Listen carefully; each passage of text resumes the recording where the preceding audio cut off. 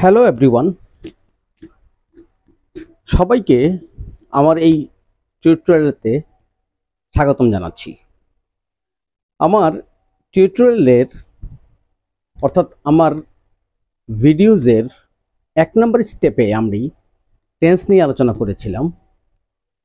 এখন আমি টেন্স নিয়ে আলোচনা করছি। তার কারণ হলো আমরা টেন্স শিখে ফেলি, কিন্তু তারপরও যখন আমি কাউকে বাংলায় একটা ইংলিশ করতে বলি, বাংলা বলার পর যখন এটাকে ইংলিশ করতে বলি, তখন অনেক ছাত্রছাত্রীরাই সেটাকে আর প্রপারলি টেন্সে ফেলে ইংলিশটা বলতে পারে না। এর কারণ আমি যেটা দেখেছি সেটা হলো বাংলার উপরে আমাদের অনেকেরই ধারণা একটু কম।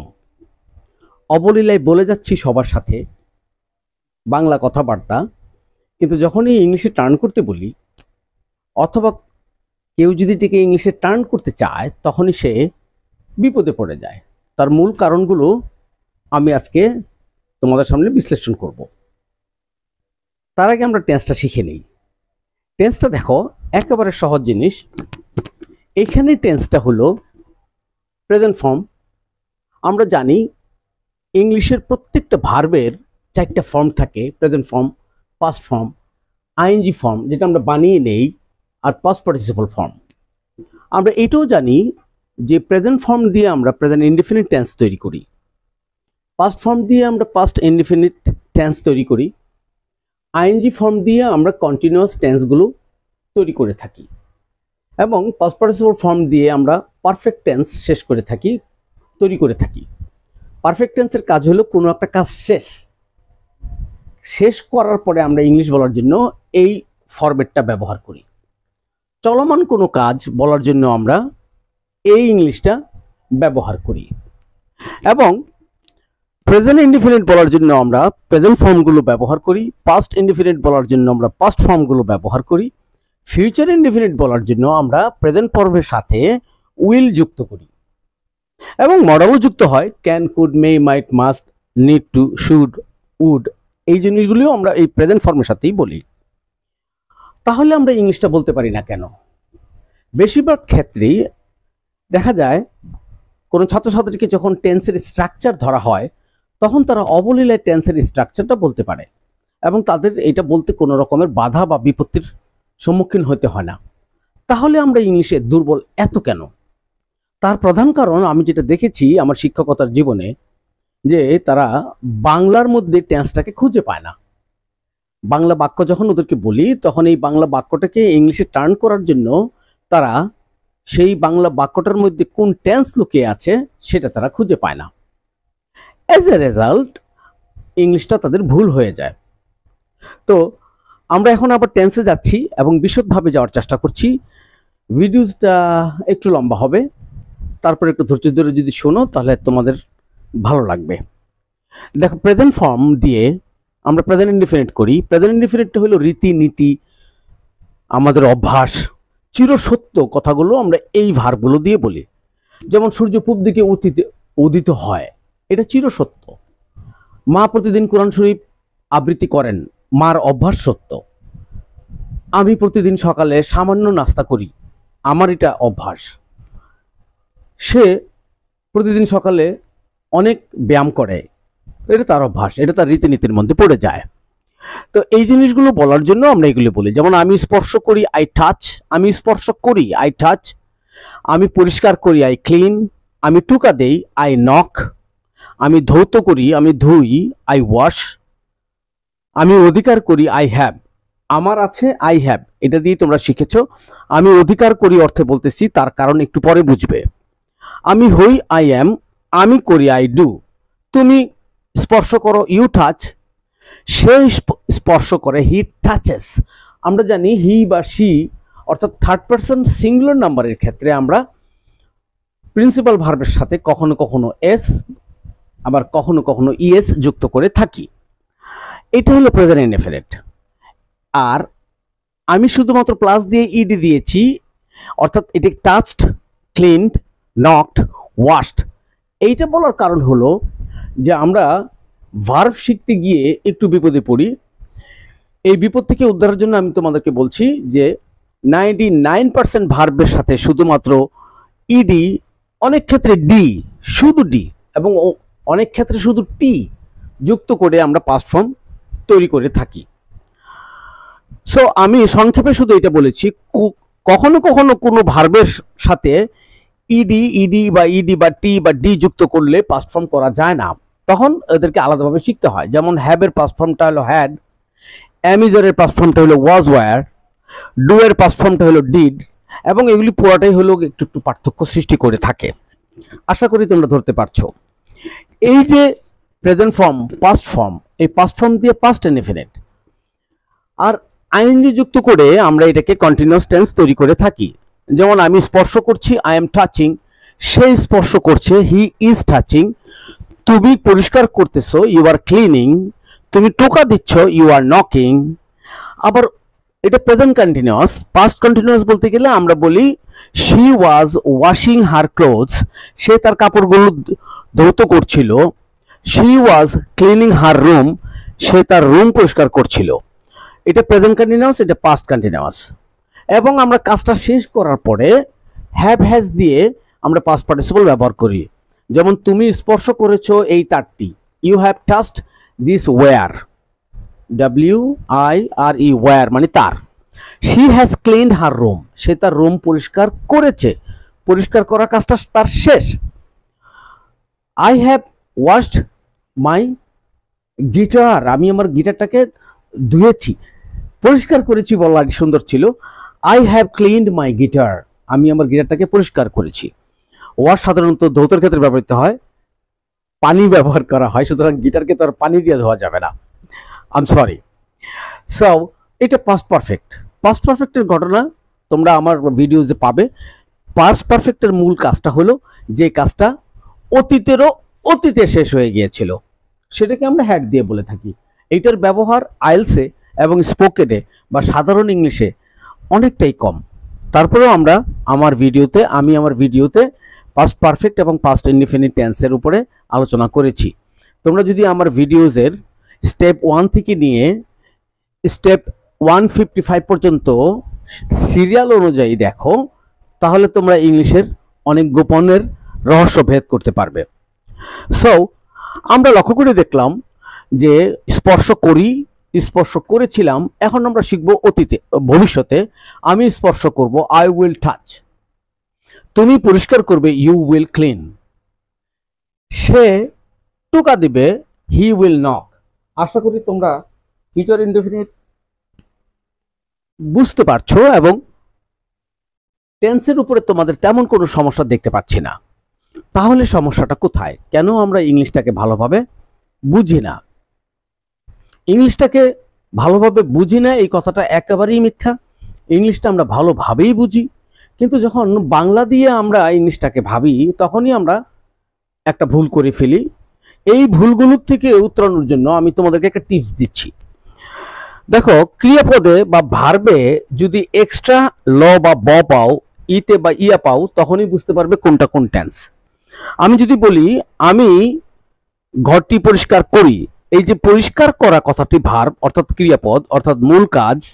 এখানে লক্ষ্য করে দেখো যে আমি ঘরটি পরিষ্কার করি, এটার মধ্যে এক্সট্রা ল নাই, ব নাই, তাহলে প্রেজেন্ট। পরিষ্কার করি কথাটার মধ্যে ইতেও নাই, ইয়াও নাই, তাহলে পরিষ্কার করি প্রেজেন্ট ইনডেফিনিট, তাহলে হবে আই ক্লিন দ্য রুম। তুমি তোমার রুমটি পরিষ্কার করেছিলে, দেখো পরিষ্কার করেছিলে কথাটার মধ্যে এক্সট্রা একটা ল আছে, তাহলে পাস্ট। এবং ইতে ইয়া নাই, তাহলে পাস্ট ইনডেফিনিট হবে, তাহলে হবে পাস্ট ইনডেফিনিট।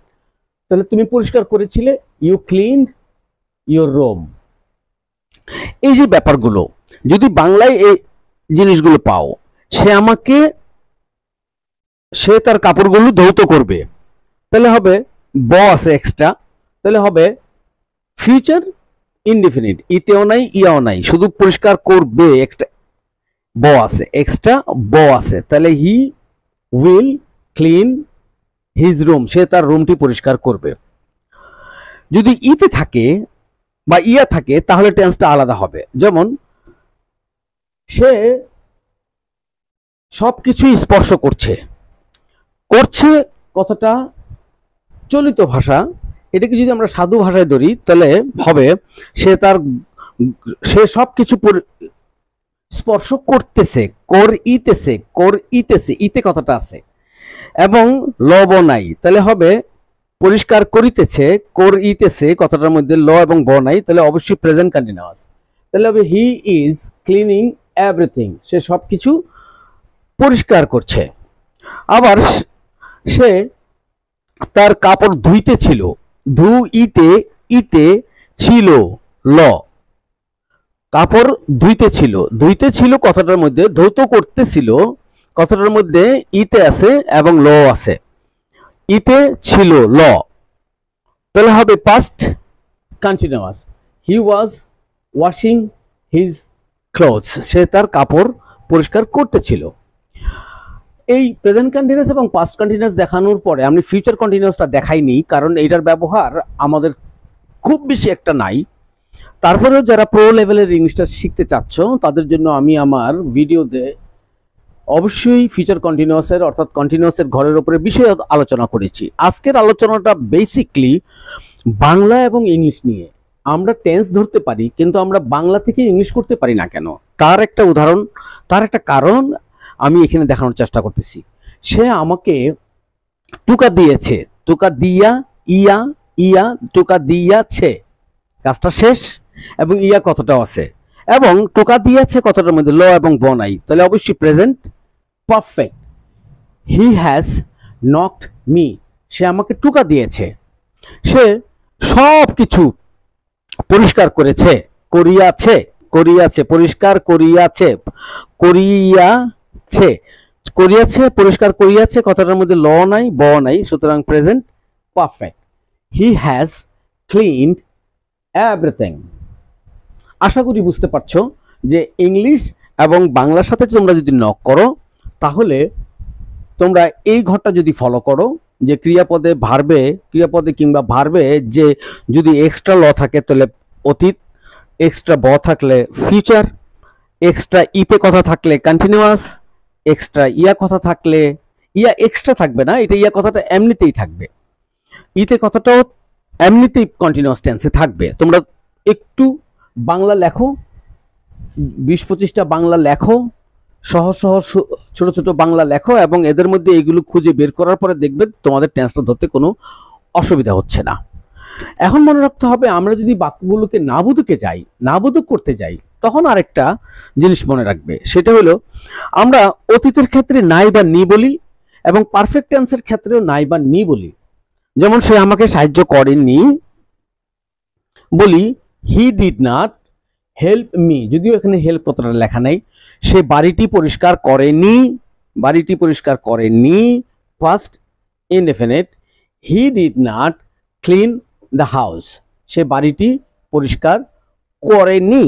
এই যে নি বা নাই, তুমি আমাকে টোকা দাও নাই, you did not knock me, নাই বা নি থাকলে পাস্ট ইনডেফিনিটে হয়।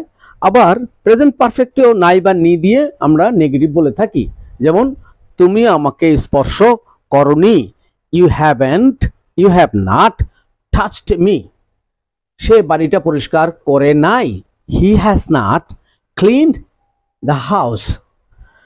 অনেকেই জিজ্ঞাসা করবে তাহলে আমরা নাই বা নি যদি বাংলায় পাই তাহলে আমরা কি পাস্ট ইনডেফিনিট টেন্স দিয়ে করব না প্রেজেন্ট পারফেক্ট দিয়ে করব? এই ব্যাপারে আমি ইন ডিটেইলড আলোচনা করেছি আমার ভিডিওতে। কখন নাই বা নি এই কথাটা কখন পাস্ট ইনডিফিনিট, কখন প্রেজেন্ট পারফেক্ট। প্রেজেন্ট পারফেক্ট হলো সেইটা যেটা তুমি একটা কাজ করেছো, আমি এখানে দেখাবো। যখন তুমি একটা কাজ করেছো এবং কাজটা সম্পর্কে তুমি একটা রিয়াকশন বোধ করতেছো, আমি তাকে স্পর্শ করিনি, এই যে তোমার চোখের সামনে তাকে স্পর্শ করার যে সিনটা আছে, এই সিনটা আসতেছে, সেটাকে তুমি প্রেজেন্ট পারফেক্ট বলবে। অর্থাৎ সেই সমস্ত শেষ কাজ যে কাজগুলোর পরে আমাদের ভিতরে তার অনেক একটা রিয়াকশন বহুদিন যাবত থাকে, সেখানে আমরা প্রেজেন্ট পারফেক্ট টেন্সটা ব্যবহার করে থাকি। তাহলে present indefinite, past indefinite, future indefinite. আর এখানে মডেলের সাথে যদি আমরা এগুলি ব্যবহারগুলি can, could, may, might, must, তোমরা অনেকেই জানো। ক্যান পারা, কুড পারতাম, পেরেছিলাম, শুড উচিত, নিড টু দরকার, মাস্ট অবশ্যই, মে মাইট হয়তো বা সম্ভাবনা অর্থে আমরা ব্যবহার করে থাকি। তাহলে নাই বা নি দিয়ে যখন পাস্ট ইনডিফিনিট হয় বা প্রেজেন্ট পারফেক্টের বাক্যগুলো হয়, আর সমস্ত নাবোধকের ক্ষেত্রে আমরা না বলে থাকি। প্রেজেন্ট ইনডিফিনিটে না বলি, যেমন আমি তাকে স্পর্শ করি না, আই ডোন্ট টাচ হিম। আশা করি তোমরা ধরে ফেলেছ যে বাংলা কিভাবে আমাদেরকে ইংলিশ শিখতে বাধাগ্রস্ত করে। ওই যে বলছিলাম, আমি তোমাকে স্পর্শ করি না, আই ডোন্ট টাচ ইউ, কিন্তু আমি তোমাকে স্পর্শ করিনি বা আমি টেবিলটি স্পর্শ করিনি, I did not touch the table. লক্ষ্য করছো যে নাই বা নি দিয়ে আমরা পাস্ট ইনডিফিনিটের নাবোধক কথাগুলো বলে থাকি। এখন আমরা যদি ফিউচারে বলি, যেমন আমি কাপড়গুলো ধোবো না, তাহলে হবে I will not wash the clothes. বো না, এখানে না আসবে, এখানে না আসবে। ইতে কন্টিনিউয়াস টেন্সের নাবোধক বলতে গেলেও না আসবে, কিন্তু পারফেক্ট টেন্সের নাবোধক বলতে গেলে নাই বা নিয়ে আসবে। তো এখন আমরা ইংলিশ কেন এত কঠিন মনে করি, তার প্রধান কারণ হলো আমার দৃষ্টিতে, যে তার প্রধান কারণটি হলো যে আমরা বাংলার ভিতরে ইংলিশের যে প্রিন্সিপাল ভার্ব এবং বাংলার ভিতরে যে মূল ক্রিয়াপদ, অর্থাৎ ইংলিশে যাকে আমরা বলি প্রিন্সিপাল ভার্ব, এই ক্রিয়াপদটার মধ্যে যে ইংলিশটা লুকিয়ে থাকে সেটা আমরা বের করতে পারি না, অর্থাৎ সেটা টেন্স বের করতে পারি না। তো টেন্স বের করার জন্য আমি তোমাদেরকে এখানে যে তথ্যটা দিয়েছি, যে অতীতে একটা ল থাকবে, ভবিষ্যতে একটা ব থাকবে, কন্টিনিউয়াসে ইতে থাকবে, পারফেক্টে ইয়া থাকবে, এবং নাবোধকের ক্ষেত্রে হইলে নাই বা নি থাকবে, পারফেক্ট টেন্সের বেলায়ও নাই বা নি থাকবে। এই জিনিসগুলি তোমরা যদি একটু মাইনিউটলি লক্ষ্য করো, আমি বলতে চাচ্ছি তোমরা যদি 20, 25, 30টা সেন্টেন্স লিখো, হাবোধক লেখো, নাবোধক লেখো, না হাবোধক লেখার পরে এগুলো দিয়ে টস করে দেখবে তোমাদের ইংলিশের টেন্সটা বের হয়ে যাচ্ছে। আর যদি নাবোধক লেখো তাহলে লক্ষ্য রাখবে আমি কি নাই লিখছি, তাহলে পাস্ট ইনডিফিনিট বা প্রেজেন্ট পারফেক্ট টেন্সের দিকে লক্ষ্য রাখবে। তো প্রশ্নবোধকের ক্ষেত্রে আমরা কি জানি, এবার চলো প্রশ্নবোধকে আমরা যাচ্ছি। প্রশ্নবোধকের ক্ষেত্রে আমরা কি করি, আমরা করি কি অক্সিলারি ভার্বগুলোকে সাবজেক্টের আগে নিয়ে আসি। অক্সিলারি ভার্ব কারা, এই যে এখানে আমি দেখিয়েছি, will, modal, can, could, may, might, must, need, should, এগুলো। আবার এখানে auxiliary verb do, does, did, এদের সাথে নট ব্যবহার করেছি, কারণ আমরা নটের একটু আগে নাবোধক বাক্য ব্যবহার করা শিখেছি, ইংলিশ করা শিখেছি। আবার am is are auxiliary verb, এদের সাথে নট যুক্ত করলেই নেগেটিভ হবে, আবার এদেরকে সাবজেক্টের আগে আনলেই প্রশ্ন হবে। আবার ওয়াজ ওয়ারকে সাবজেক্টের আগে আনলে প্রশ্ন হবে। আবার হ্যাভ, হ্যাজ, হ্যাডকে সাবজেক্টের আগে আনলে প্রশ্ন হবে। এখন লক্ষণীয়, এই প্রশ্নের মধ্যেও যদি আমরা না বা নি বলি, অর্থাৎ আমরা ইন্টারোগেটিভের অক্সিলারি ভার্বের সাথে যদি আমরা একটা নট যুক্ত করি, বাংলা যেটাকে আমরা না বলি, যে তুমি কি আমাকে চেনো না, প্রথমে ধরো তুমি কি আমাকে চিনো, ডু ইউ নো মি, বা তুমি কি ঘরটা পরিষ্কার করো, do you wash the room, তুমি কি ঘরটা পরিষ্কার করো না, এই যে না আসতেছে, আবার প্রেজেন্ট ইনডিফিনিটে না আসবে, don't you clean the house, তুমি কি ঘরটা পরিষ্কার করো না। এখন যদি বলি আমরা ইন্টারোগেটিভের মধ্যে যদি আবার নাই বলি, তাহলে অবশ্যই পাস্ট ইনডিফিনিটে যাবে বা প্রেজেন্ট পারফেক্টে যাবে। তুমি কি ঘরটা পরিষ্কার করো নি, didn't you clean the room, the house, whatever. তো এই যে না এবং নাই বা নি, এটা যদি প্রশ্নের মধ্যে আবার আমরা ব্যবহার করি, তাহলে আমরা এখানে আবার অক্সিলারি ভার্বের সাথে নট যুক্ত করে দেব। তাহলে দেখতেই পাচ্ছ আমরা ইংলিশে দুর্বল হওয়ার মূল কারণটা হলো, আমি মনে করি বাংলা ভাষাভাষীর ইংলিশটার ব্যাপারে দুর্বলতার কারণ হলো যে আমরা বাংলার মধ্যে, অর্থাৎ বাংলার ক্রিয়াপদের মধ্যে লুকানো যে টেন্সটা সেটা বের করতে পারি না সহজেই। তো এটাকে বের করার জন্য আমি তোমাদেরকে একটা ক্লু দিয়েছি, এই ক্লুটাই 100% তা না, কিন্তু তারপরও তোমাদের খুব ভালোভাবে ইংলিশটা রপ্ত করার জন্য আরো যা যা লাগে তা তোমরা করবে। সো এই না বা না দিয়ে যে প্রেজেন্ট ইনডিফিনিট হয়, আবার এখানে যে নাই আসবে না এমনটা কোনো কথা নাই, যদিও এটার পরিমাণ খুব কম। আমি একটা উদাহরণ দিচ্ছি, যেমন আমার কাছে কোনো টাকা নাই, তাহলে তো হয়ে গেল নাই। আই ডোন্ট হ্যাভ এনি মানি, ব্যবহার করছি প্রেজেন্ট ইনডেফিনিট, কিন্তু নাই বলছি এখানে।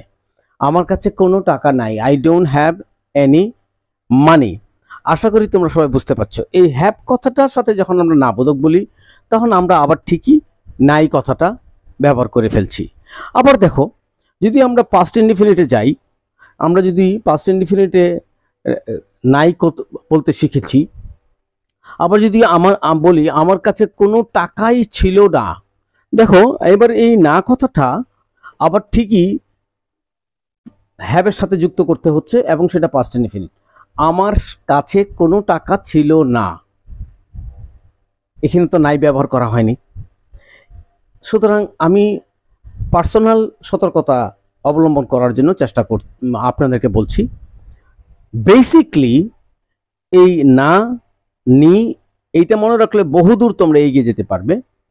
কিন্তু মাঝে মাঝে কিন্তু একেবারে এটা সর্বসিদ্ধ একেবারে প্রতিষ্ঠিত সত্য তা কিন্তু না। তবে আমি বলছি 90% ক্ষেত্রে তোমরা যদি এইটা ব্যবহার করে টেন্স বের করার চেষ্টা করো, তাহলে তোমাদের টেন্সটা 90% ক্ষেত্রেই অ্যাকুরেট হবে, এই ব্যাপারে কোনো সন্দেহ নেই। শুধু হ্যাভের ক্ষেত্রে মনে রাখো, আমার কাছে কোনো টাকা নাই, আই ডোন্ট হ্যাভ এনি মানি। আমার কাছে কোনো টাকা ছিল না, দেখো পাস্ট ইনডিফিনিটে বলছি ল আছে, এবং এখানে আবার নাই বা নি বলতে পারছি না। আমার কাছে কোনো টাকা ছিল না, কিন্তু বলিনি আমার কাছে কোনো টাকা ছিল নাই, এরকমটা বলা হয় নাই। তাহলে আমার কাছে কোনো টাকা ছিল না, এখানেও না আসছে, কিন্তু আমাদেরকে ইংলিশটা বলতে হচ্ছে I didn't have any money. আশা করি সবাই বুঝতে পারছো। তবে আমি একটা কথা বলার চেষ্টা করছি, যে টেন্স শেখার ক্ষেত্রে সবচেয়ে বেশি ইম্পর্টেন্ট হলো আমরা শুধু ইংলিশটাকে শিখে ফেলবো তা না, ইংলিশের পাশাপাশি আমরা যদি বাংলাটাকে ধরে নেই আমরা, এবং বাংলার ভিতরে যদি টেন্সটাকে প্রপারলি খুঁজে বের করতে পারি, আমরা অনেকটুকু ভালো ইংলিশ বলবো, এবং ইংলিশের ক্ষেত্রে আমাদের ভুল খুবই কম থাকবে। তাহলে আশা করি, আমি ধারণা করি যে সবাই এই ইংলিশের পাশাপাশি যদি এই বাংলাটাকে খেয়াল করো, তাহলে তোমাদের ইংলিশটা অর্থাৎ টেন্স বলাটা অনেক বেশি অ্যাকিউরেট হবে, নির্ভুল হবে। তাহলে মূল কথা আমি যেটা বলতে চাচ্ছি সেটা হলো, তোমরা মনে রেখো যে সবচেয়ে বেশি ইম্পর্টেন্ট কথা সেটা হলো, আমি পুরো বোর্ডটা তোমাদেরকে দেখাচ্ছি, যে সবচেয়ে বড় ইম্পর্টেন্ট কথাটা হলো, আমরা ইংলিশ এ খুব ভালো না করার মূল কারণ হলো আমরা ইংলিশটা যতটুকু শিখে ফেলি তার পাশাপাশি আমরা বাংলাটাকে খুব বেশি জোর দিয়ে ধরি না। অ্যাজ এ রেজাল্ট বাংলার ভিতরে যে টেন্সটা লুকিয়ে থাকে, সেটা হাবোধক বাক্য হোক, না বোধক বাক্য হোক, কিংবা প্রশ্নবোধক বাক্য হোক, এই ক্ষেত্রে আমরা করি কি, ভুল করি। আশা করি, ধারণা করি, এই যে এই ভুল থেকে বের হয়ে যাওয়ার জন্য তোমরা আমার এই ফর্মুলাটি ব্যবহার করবে। সেটা হাবোধক বাক্য বলো, সে এইটাই ব্যবহার করবে, না বোধক বাক্য বলো, এইটাই ব্যবহার করবে। প্রশ্নবোধক বাক্যে তোমরা দেখেছো, এবং প্রশ্নবোধকের মধ্যেও যদি আমরা না বলি, তাহলে আমরা এখানে আবার লক্ষ্য রাখবো, না বললে প্রেজেন্ট ইনডিফিনিট হবে, ফিউচার ইনডিফিনিট হবে, প্রেজেন্ট কন্টিনিউয়াস হবে, পাস্ট কন্টিনিউয়াস হবে, কিন্তু পাস্ট ইনডিফিনিট এবং প্রেজেন্ট পারফেক্ট কিন্তু নাই দিয়া হবে। যেমন, তুমি কি ভাত খাওনি, হ্যাভেন্ট ইউ ইটেন রাইস, অথবা ডিডন্ট ইউ ইট রাইস, এদিকে লক্ষ্য রাখতে হবে। অর্থাৎ আমি ইন্টারোগেটিভের মধ্যে একটা না প্রবেশ করালাম, অর্থাৎ নেগেটিভ ইন্টারোগেটিভ করলাম। তো আজকের ক্লাসটি এতটুকুই। যদি কারো উপকার হয়, কেউ যদি মনে করো যে এই বোর্ডের লেকচারটা তোমার কাজে লাগবে, এই বোর্ডের পুরো লেকচারটা তুমি তোমার কাগজে তুলে নাও, আর আমার চ্যানেলটাকে সাবস্ক্রাইব করো, এবং বন্ধু বান্ধবের মধ্যে এটাকে শেয়ার করে দাও। যদি তোমরা মনে করো এটা একটা কার্যকরী টেন্স পদক্ষেপ, যেটা একদম বাচ্চা ছেলেরাও বুঝবে, ছোট ছোট স্টুডেন্ট যারা তারাও বুঝবে, তাদের মধ্যে এই জিনিসটা ভালো করে ধরিয়ে দাও, এবং তাদের টিচারের কাছে এটা পৌঁছে দাও, যাতে তারা এটাকে ভালো করে বিশ্লেষণ করতে পারে এবং ইংলিশটা বাংলাদেশের সবার মধ্যে ছড়িয়ে দিতে পারে। ইংলিশ ছাড়া গতি হবে না একসময়। English is a global language. আপাতত এই পর্যন্তই। সবাইকে অসংখ্য অসংখ্য ধন্যবাদ।